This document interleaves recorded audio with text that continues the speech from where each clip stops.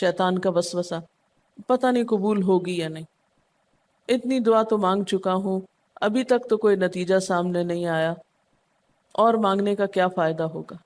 کیا واقعی دعا مانگتے ہوئے یہ وسوسہ نہیں آتا سب کو؟ یا یہ مایوسی کی کیفیت نہیں آتی؟ میری تو نہیں سنی جا سکتی، معلوم نہیں وہ کون خوش قسمت ہیں جن کی دعائیں سنی جاتی، اس لیے چلو کسی اور سے کہہ دیتے ہیں وہ میرے لیے دعا کر دے، اپنے لیے خود کیا کرنا۔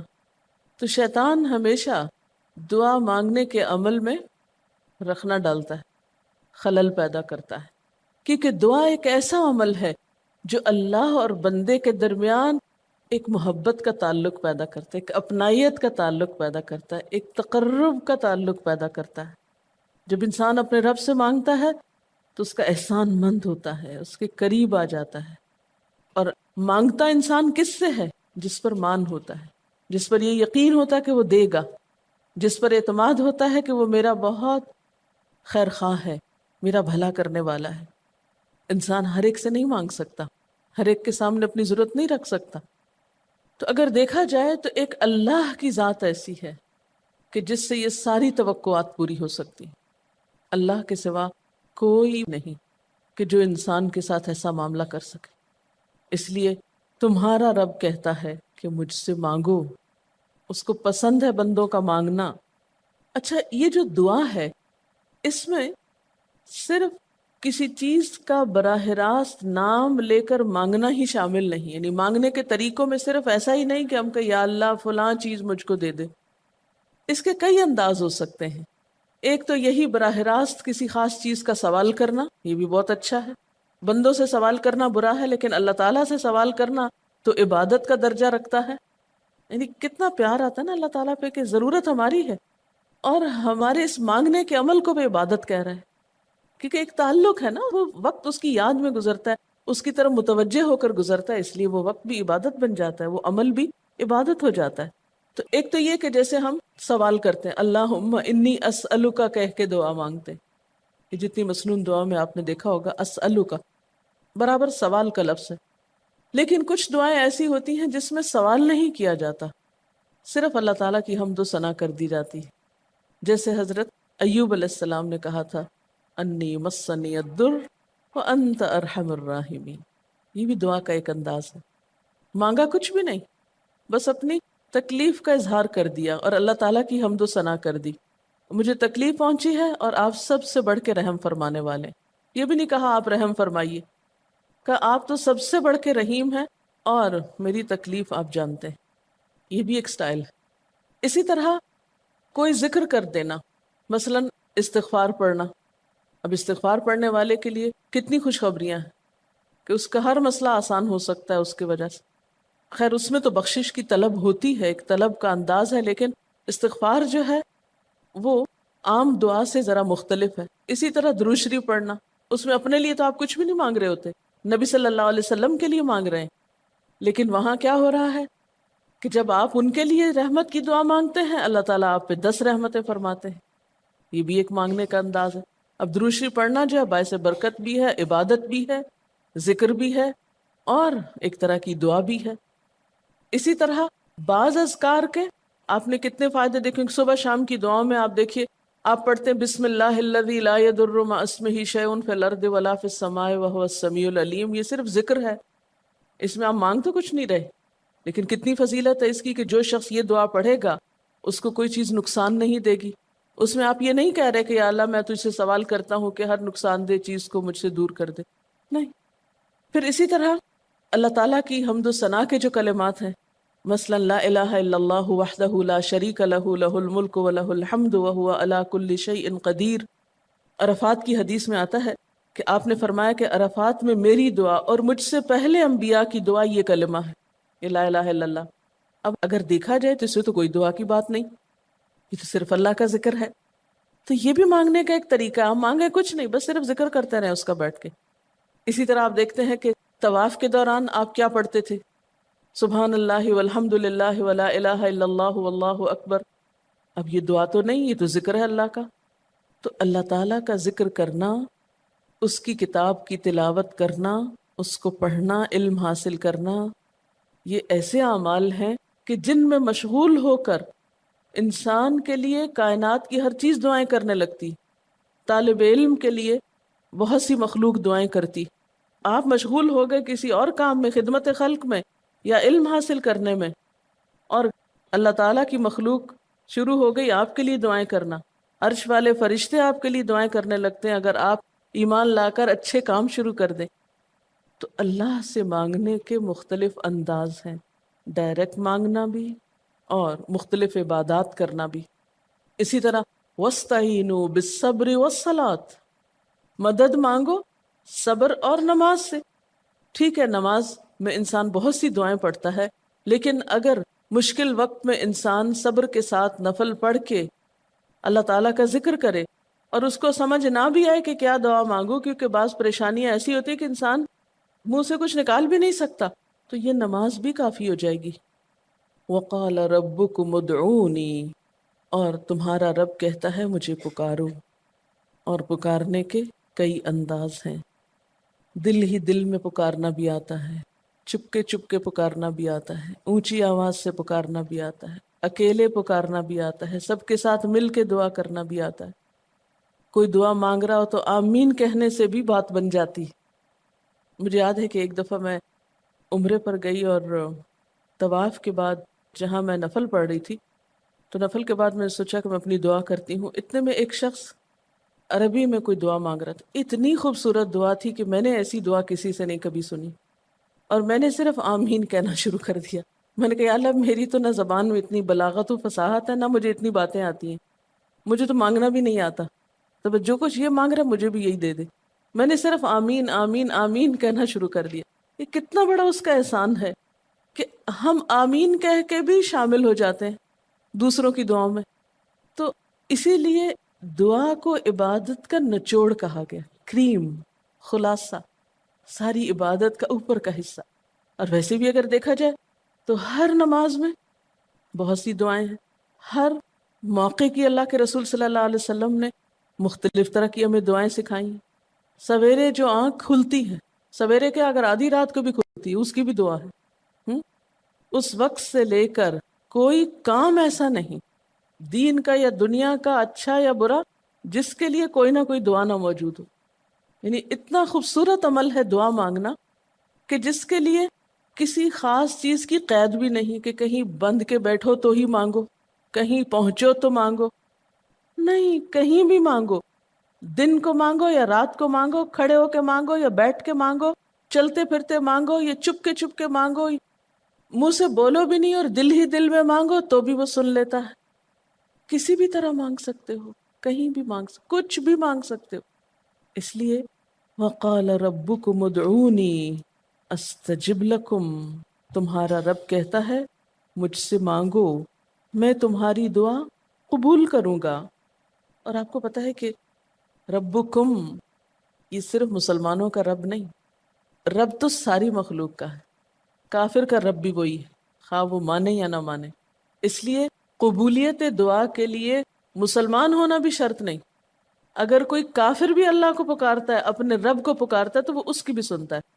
اور خصوصاً اگر وہ مظلوم ہو، کسی نے اس پہ ظلم کیا ہو، تو وہ فریاد فوراً اوپر پہنچتی ہے، خواہ وہ مسلمان نہ بھی ہو. اس لیے یہ جو دعائیں ہیں یہ آپ سب کو بتا سکتے ہیں، مسلمز، نان مسلم، سب کو سکھا سکتے ہیں، تاکہ وہ اپنے رب کو پکارے اور رب ان کو ہدایت دے. اور پھر آپ دیکھیں گے کہ دعا کے ذریعے جو اللہ تعالیٰ پر اعتماد بیٹھتا ہے، اور اگر وہ خصوصاً یہ کہ جلدی قبول ہو جائے، تو اس وقت جو ایک خصوصی شکر کی کیفیت آتی ہے. لیکن یہ کہ مایوس نہیں ہونا.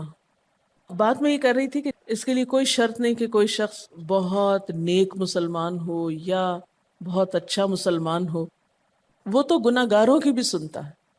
اس لیے بعض اوقات لوگ جب مایوس ہونے لگتے ہیں نا کہ ہم تو بہت گناہ گار ہیں، ہماری نہیں سنی جائے گی، تو انہیں مایوس نہیں ہونا چاہیے. مایوس ہو کے کہاں جائیں گے سننے؟ کس سے مانگنے جائیں گے؟ ان کو بھی پکارنا چاہیے، خواہ کوئی کیسے بھی گناہ میں ڈوبا ہوا، کیسی بھی حالت میں ہو، اور اس کے لیے بھی مانگنا چاہیے. حتیٰ کہ کافر جب تک زندہ ہے، اس کی صحت کے لیے، اس کی ہدایت کے لیے، اس کی خیرخواہی بھلائی کے لیے بھی آپ خوب دعائیں مانگ سکتے ہیں. آپ صلی اللہ علیہ وسلم ابو جہل کے لیے بھی دعا کرتے تھے، یا حضرت عمر کے لیے کہتے تھے کہ ان دونوں میں سے کسی ایک کو تو ضروری ہدایت دے.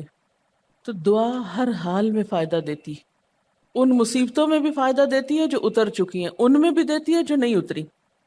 دعا تو ابلیس کی بھی قبول ہوئی تھی، اس نے قیامت تک زندگی کی دعا مانگی تھی، اس کی بھی قبول کر لی گئی. اس نے کہا تھا قال انظرنی الی یوم یبعثون، قیامت تک کے لیے مجھے مہلت دے کہ میں انسانوں کو بھٹکا سکوں. تو اللہ تعالیٰ نے کہا جاؤ، تمہیں مہلت دی گئی. اس لیے یہ خیال تو اپنے دل سے سب نکال دیں کہ ہماری دعا نہیں قبول ہوتی، سب کی ہو سکتی. شرط یہ ہے کہ آپ واقعی دعا مانگ رہے ہوں. ہاں، جو غافل دل سے مانگے اس کی نہیں قبول ہوتی، کیونکہ وہ مانگ نہیں رہا، وہ تو بس صرف ایک فرض پورا کر رہا ہے. وہ بظاہر دیکھنے میں مانگنے کا عمل نظر آ رہا ہے لیکن حقیقت میں مانگ نہیں رہا. تو حدیث میں آتا ہے کہ اللہ تعالیٰ غافل دل کی دعا نہیں قبول کرتا. بس کچھ ادب یہ ضرور سکھائے گئے کہ انسان قطع رحمی کی دعا نہ کرے، گناہ کی دعا نہ کرے، غلط کاموں کی دعا نہ کرے، اور پھر ساتھ یہ کہ دعا کرنے کے بعد مایوس نہ ہو، دعا میں جلد بازی نہ کرے، کیونکہ اللہ تعالیٰ نے قبولیت دعا کا وعدہ کر رکھا ہے. استجب لکم، میں قبول کروں گا تمہاری دعائیں. ہاں، یہ ضرور ہے کہ قبولیت کی شکلیں مختلف ہوتی ہیں. بعض اوقات تو انسان کو بالکل وہی مل جاتا ہے جو وہ چاہتا ہے، بعض اوقات وہ نہیں ملتا جو وہ چاہتا ہے، بلکہ وہ دے دیا جاتا ہے جو اس کو زیادہ ضرورت ہوتا ہے. یعنی ہمارا تو علم اتنا محدود ہے نا، ہم ایک چیز مانگ رہے ہوتے ہیں جو ہمارے حق میں کوئی زیادہ اچھی نہیں ہوتی. اللہ تعالیٰ ہمارے لیے ہم سے بڑھ کر مہربان ہے، وہ ہمیں وہ نہیں دیتا بلکہ وہ دیتا ہے جو ہمیں اس سے زیادہ فائدہ دے سکتا ہے. اگر آپ اپنی گزشتہ زندگی کی دعاؤں پہ ایک نظر ڈالیں تو ہم کتنی چھوٹی چھوٹی چیزیں مانگتے رہے ہیں، اور اللہ تعالیٰ نے ہمیں اس سے بڑھ کر عطا کیا ہے.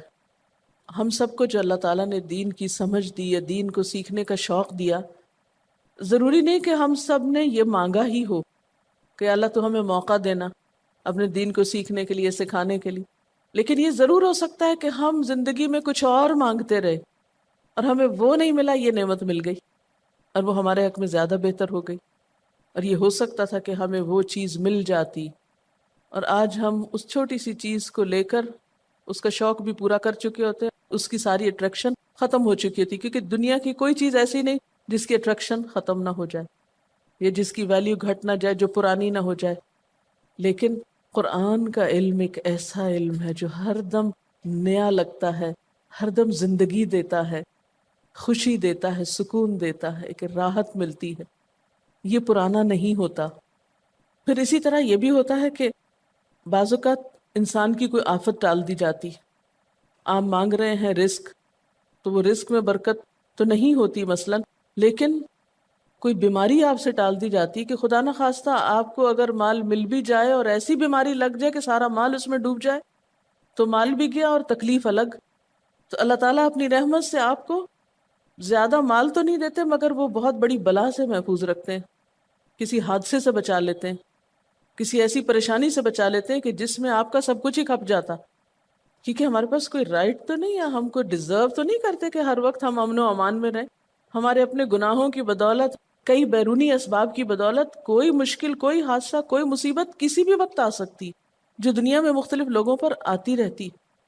ہم ہر امن ڈیزرو تھوڑی کرتے ہیں، یہ تو اللہ کی عنایت اور رحمت اور نعمت ہے کہ وہ جو ہمیں دیے ہوئے یہ. اور یہ عین ممکن ہے کہ ہم کوئی اور دعا مانگتے ہوں اور اللہ تعالیٰ اس کی بجائے ہمیں عافیت میں رکھے ہوئے ہو، ایک پرسکون زندگی دیے ہوئے ہیں ہمیں، کہ ہمارے ہاتھ پاؤں سلامت ہیں، ہم بول سکتے ہیں، ہم دیکھ سکتے ہیں، ہم کھا پی سکتے ہیں، ہم چل پھر سکتے ہیں، ہم کسی کے محتاج نہیں ہیں. کتنا بڑا احسان ہے اس کا.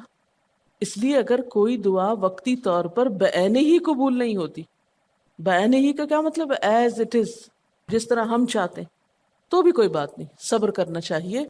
لیکن یہ نہیں سوچنا چاہیے کہ نہیں اللہ تعالیٰ دعا نہیں سنتا.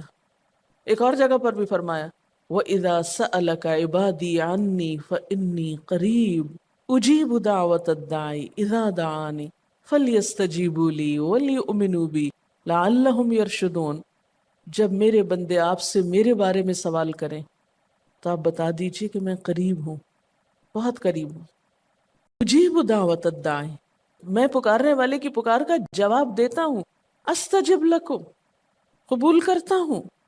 یہ ایسے دل کے بہلانے کے لیے نہیں کہا گیا، یہ حقیقت ہے، یہ سچ ہے، اس پر ہمارا ایمان اور یقین ہونا چاہیے پختہ، اور اس کو چھوڑ کر اوروں کے پاس نہیں جانا چاہیے، کسی اور سے نہیں مانگنا چاہیے، صرف اسی سے مانگنا چاہیے، کیونکہ یہ عبادت بھی ہے اور پھر وہ ہر چیز دینے کے قابل بھی ہے، اس کی قدرت، اس کا علم، اس کی رحمت ہر چیز پہ چھائی ہوئی ہے، اس لیے اس سے مانگتے چلے جاؤ، اور پھر کبھی ایک انداز سے، کبھی دوسرے انداز سے، کبھی تیسرے انداز سے، لیکن اس سے ہمیشہ اچھی امید رکھو، لا تقنطوا من رحمت اللہ۔ لیکن اس کے ساتھ ساتھ ہمیں کچھ فارمل آداب بھی سکھائے گئے ہیں، ایٹ ٹائمز ان کا بھی لحاظ رکھنا چاہیے، یعنی ہر وقت دعا مانگنے کے لیے فارمل انداز اختیار کرنے کی ضرورت نہیں ہے۔ مثلا صبح شام کے اذکار ہیں، چلتے پھرتے آپ پڑھ سکتے ہیں۔ اب مثلا باتھ روم میں داخل ہونے کی دعا ہے تو اب آپ پہلے سے تسبیح اور درود شریف تو نہیں اس کے پڑھیں گے، یا نکل کے وہ ساری فارمیلٹیز تو نہیں پوری کریں گے جو دعا کے اول آخر کی جاتی ہیں عموماً جو فارمل دعا مانگی جاتی۔ تو ایٹ ٹائمز آپ بس ڈائریکٹ دعا مانگ لیں، ایٹ ٹائمز آپ پوری فارمیلٹیز کے ساتھ مانگ لیں، اور اس میں آپ دیکھیے کہ فارمل دعا مانگنے کا طریقہ کیا ہے کہ اللہ تعالیٰ کی حمد و ثنا سے شروع کیا جائے، نبی صلی اللہ علیہ وسلم پر درود بھیجا جائے، پھر اسی طرح یہ ہے کہ دعا میں عاجزی ہونی چاہیے، مانگنے کا انداز غالب ہونا چاہیے، شعر کے انداز میں چیخ چلا کے دعا نہیں مانگنی چاہیے، یا تقریر کے انداز میں دعا نہیں مانگنی چاہیے، امید اور خوف کے درمیان اعتدال کے ساتھ۔ پھر اسی طرح یہ کہ دعا میں مبالغہ آرائی نہیں کرنی چاہیے۔ پھر اسی طرح کچھ چیزیں ایسی ہیں کہ جن کا اگر اہتمام کبھی ہو سکے، کبھی کبھار تو بہت اچھا ہے، اور خصوصی جو قبولیت کے اوقات ہیں ان کا لحاظ رکھتے ہوئے ان مواقع سے فائدہ اٹھانا چاہیے، مثلا رات کے تیسرے حصے میں یعنی سحر کے وقت، پھر اسی طرح اذان اور اقامت کے درمیان، صف میں کھڑے ہو کر، صدقہ کرنے کے بعد، کوئی بھی نیکی کا کام کرنے کے بعد، عصر کی آخری گھڑی میں، جمعے کے دن ایک خاص گھڑی میں، سجدے میں دعا، رات کو آنکھ کھل جانے پہ دعا، امر بالمعروف اور نہی عن المنکر کے بعد دعا، تلاوت قرآن کے بعد دعا، عرفہ کے دن کی دعا، رمضان کے مہینے میں خصوصاً روزہ افطار کرتے وقت دعا، پھر عادل امام کی دعا، مسافر کی دعا، بارش کے وقت کی جانے والی دعا، یہ خاص قبولیت کے اوقات اور اسباب ہیں۔ پھر اتحیات اور درود شریف کے بعد کی جو دعا ہے جو ہم بیٹھ کے نماز کے آخر میں پڑھتے ہیں، یہ بھی صرف رب جعلنی تک ہی نہیں بلکہ اس سے زیادہ دعائیں بھی ہیں۔ پھر اسی طرح جب اللہ تعالیٰ پر بہت پیار آ رہا ہو، بہت دل اس کی طرف متوجہ ہو، کیونکہ اللہ تعالیٰ غافل دل کی دعا نہیں سنتے، تو جب دل بہت متوجہ ہو تو فوراً دعا کے بھی فائدہ اٹھا لیں۔ اسی طرح اضطراری کیفیت میں، بہت بے چینی کے وقت، جب کچھ سمجھ میں نہ آ رہا ہو، بیماری کے وقت، پھر اسی طرح سفر کے وقت، پھر اولاد کی دعا ماں باپ کے لیے، ماں باپ کی دعا اولاد کے لیے، استاد کی دعا شاگردوں کے لیے، شاگردوں کی دعا استاد کے لیے، اور جب دعا مانگے تو انداز کیا ربنا اغفر لی ولوالدی وللمؤمنین، اپنی ذات سے شروع کر کے والدین یا قریبی لوگوں کے بعد پھر سب کے لیے عام دعا۔ پھر اسی طرح وضو کے بعد کی دعا، کعبہ کو دیکھتے وقت جو پہلی نظر سے دیکھیں، پھر حتیم کے اندر، پھر سعی اور طواف کرتے وقت دعائیں پڑھنا، پھر مزدلفہ میں۔ لیکن یاد رکھیے کہ ان قبولیت کے خاص مواقع اور مقامات کے علاوہ دعا تو کسی بھی وقت کی جا سکتی اور کوئی بھی گھڑی قبولیت کی گھڑی ہو سکتی، اس لیے ہمیشہ دعا مانگتے وقت یہ یقین رکھیں کہ اللہ تعالیٰ قبول کرے گا، مایوسی کے ساتھ دعا نہ ہو، کیونکہ جتنی ہماری دعا کے اندر یقین کی کیفیت ہوگی اتنا ہی انشاءاللہ قبولیت کے چانسز زیادہ ہوں گے۔ یعنی عزم کے ساتھ دعا مانگنی چاہیے، یہ نہیں کہنا چاہیے یا اللہ تو چاہے تو قبول کر، نہیں چاہتا تو نہ کر، یہ نہیں کہنا چاہیے کبھی بھی، نہیں یا اللہ تو کر سکتا ہے تو قبول فرما۔ پھر اسی طرح آپ دیکھیں کہ مظلوم کی بد دعا جو ہے وہ بہت تیزی سے قبول ہوتی، کہتے ہیں نا مظلوم کی بد دعا سے بچو کیونکہ وہ کہاں جا پہنچتی ہے؟ ساتویں آسمان تک۔ اور پھر آپ دیکھیے کہ نبی صلی اللہ علیہ وسلم نے فرمایا لا يرد القضاء الا الدعاء، قضاء کو کوئی چیز نہیں ٹال سکتی مگر دعا، یعنی تقدیر بھی بدل دیتی۔ آپ صلی اللہ علیہ وسلم نے فرمایا آدمی جب کبھی اللہ سے دعا مانگتا ہے اللہ تعالیٰ اسے یا تو وہی چیز دے دیتا ہے جس کی اس نے دعا کی تھی، یا اس درجے کی کوئی بلا آنے پہ اس سے روک دیتا ہے۔ آپ صلی اللہ علیہ وسلم نے فرمایا بندے کی دعا قبول کی جاتی ہے بشرطے کہ وہ کسی گناہ کی یا قطع رحمی کی دعا نہ کرے اور جلد بازی سے کام نہ لے۔ عرض کیا گیا جلد بازی کیا ہے یا رسول اللہ؟ فرمایا جلد بازی یہ ہے کہ آدمی کہے میں نے بہت دعا کی مگر میں دیکھتا ہوں کہ میری دعا قبول ہی نہیں ہوتی، اور یہ کہہ کر آدمی تھک جائے اور دعا مانگنی چھوڑ دے۔ نہیں، دعا سے کبھی نہ تھکے، اس لیے کہ اللہ کی نگاہ میں دعا سے بڑھ کر کوئی چیز باوقت نہیں۔ لیس شیء اکرم علی اللہ من الدعاء۔ اور پھر خصوصاً اللہ کا فضل مانگنا، قرآن پاک میں بھی اللہ تعالیٰ فرماتے ہیں وَاسْأَلُوا اللَّهَ مِنْ فَضْلِهِ، اللہ سے اس کے فضل کا سوال کرو۔ پھر اسی طرح عافیت کی دعا کہ اللہ تعالیٰ ہر حادثے مصیبت تکلیف پریشانی سے بچا کر رکھے، یہ دعا بھی بہت پسندیدہ ہے اللہ تعالیٰ کے نزدیک۔ آپ صلی اللہ علیہ وسلم نے فرمایا دعا ہر حال میں فائدہ دیتی ہے، ان بلاؤں کے معاملے میں جو نازل ہو چکی اور ان کے معاملے میں جو نازل نہیں ہوئی، بس اے بندگان خدا تم ضرور دعا مانگا کرو۔ اور پھر آخری بات کہ تم میں سے ہر شخص کو اپنی ہر حاجت اپنے رب سے مانگنی چاہیے، حتیٰ کہ اگر جوتی کا تسمہ بھی ٹوٹ جائے تو بھی اللہ تعالیٰ سے دعا کرے، یعنی چھوٹی چھوٹی چیزوں میں بھی جب ضرورت پیش آئے تو اللہ کی طرف رجوع کرے۔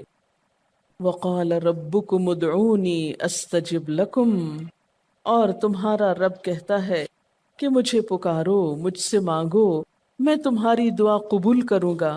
ان الذین یستکبرون عن عبادتی، بے شک وہ لوگ جو میری عبادت یعنی دعا سے تکبر کرتے ہیں، یعنی مجھ سے تکبر کی بنا پر نہیں مانگتے، جیسا کہ حدیث میں بھی آتا ہے من لم یسأل اللہ یغضب علیہ، جو اللہ سے نہیں مانگتا اللہ اس پہ غضبناک ہوتا ہے، یعنی جو دعا نہیں کرتا اللہ تعالیٰ اس سے ناراض ہوتا ہے، کیونکہ وہ تو بے تعلق ہو گیا نا اپنے رب سے نہ مانگ کر، اور خصوصاً تکبر کی وجہ سے۔